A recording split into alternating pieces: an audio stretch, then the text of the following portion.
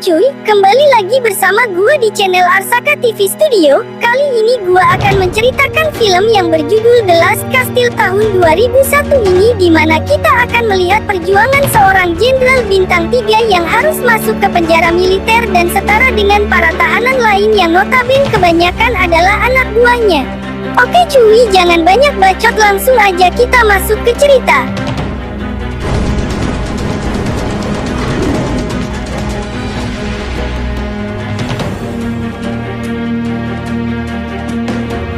Diawali dengan memperlihatkan sebuah kastil yang dijadikan penjara militer yang tentu saja isinya adalah para mantan tentara yang dipidana atas kasus kriminal yang dilakukannya. Dia bernama Inter, sang kepala Sipri yang berpangkat kolonel, di mana anak buahnya baru saja mendapat telepon bahwa ada seorang jenderal bintang 3 yang berstatus tahanan yang akan dipindahkan ke penjara. Hal itu tentu menjadi kebanggaan tersendiri untuk Inter karena sebagai kepala sipir di penjara ini, yang mana dia sangat begitu bersemangat untuk menyambut kedatangan orang nomor 1 di kemiliteran Amerika Serikat tersebut. Kedatangan sang jenderal pun menjadikan perhatian bagi semua tahanan di sana, tidak terkecuali calon anggota Avenger yang satu ini. Dia bernama Yates, seorang mantan prajurit yang sekarang menjadi bandar judi untuk kalangan teman-teman sesama para narapidana.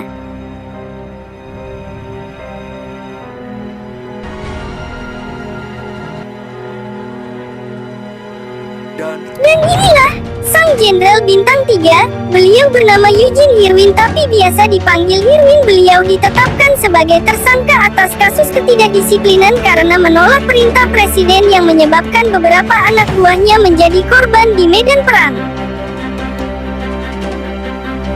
Inter pun menyuruh ajudannya untuk membawa Pak Irwin ke ruangannya, di mana Inter ingin menyambut beliau dan memperkenalkan penjara ini secara langsung. Dengan penuh rasa bangga dan sedikit canggung, Inter pun memperkenalkan dirinya dan pangkatnya serta penjara yang menjadi kekuasaannya, di mana Inter bermaksud ingin meminta tanda tangan Pak Irwin pada salah satu buku perang koleksinya. Saat sedang mengambil buku, Pak Irwin mengobrol dengan ajudannya si Inter, di mana beliau mengatakan bahwa koleksi pernak-pernik perang seperti di ruangan ini hanya dimiliki oleh seseorang yang tidak pernah terjun ke medan perang secara langsung, karena bagi veteran, perang asli ini tidak lebih dari gumpalan logam yang menyebabkan rasa sakit bagi seorang prajurit yang malang. Percakapan kata itu pun tak sengaja terdengar oleh Inter yang langsung mengurungkan niatnya meminta tanda tangan Pak Irwin, karena selain tersinggung dengan ucapannya, Inter pada kenyataannya memang tidak pernah terjun secara langsung di medan perang. Saat keluar, di situ ada seorang tahanan bernama Aguilar. Ini orangnya. Dia memberi hormat kepada Pak Irwin, namun Inter melarang memberi hormat kepada sesama tahanan karena baginya saat ini Pak Irwin tidak lebih dari pria biasa sama seperti para tahanan yang lain dan sebagainya.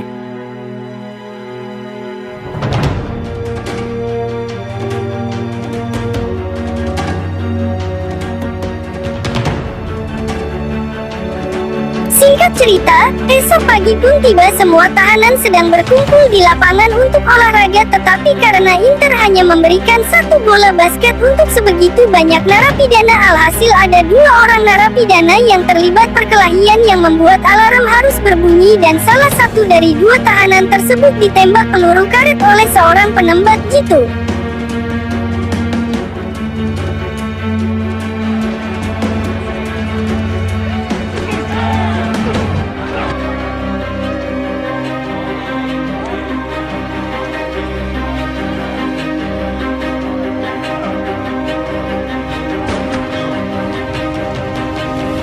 Saat jam makan siang, beberapa tahanan selalu menghampiri Pak Irwin dan mengadukan semua yang terjadi di penjara ini, seperti perlakuan kasar para sipir medis yang kurang memadai, kematian beberapa narapidana akibat peluru karet, dan segala sesuatu yang berada di bawah standar mereka. Semuanya berharap agar Irwin bisa untuk setidaknya mengkonsultasikan masalah di penjara ini ke teman-teman di pemerintahannya.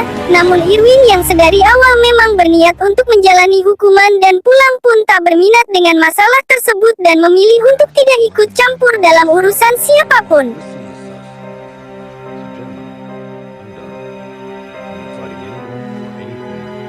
Esoknya Irwin pun didatangi oleh Aguilar yang kembali memberi hormat kepadanya, di mana si Aguilar ini masih tak percaya jika sang jenderal paling tersohor di kalangan militer pun sekarang sedang berada di hadapannya. Karena ingin menghargai niat baik Aguilar dan Irwin pun akhirnya menceritakan tentang asal-usul gerakan hormat yang sering digunakan saat ini, di mana pengalaman dan pengetahuannya sebagai jenderal pun membuat beliau paham betul tentang segala sesuatu yang berhubungan dengan kemiliteran.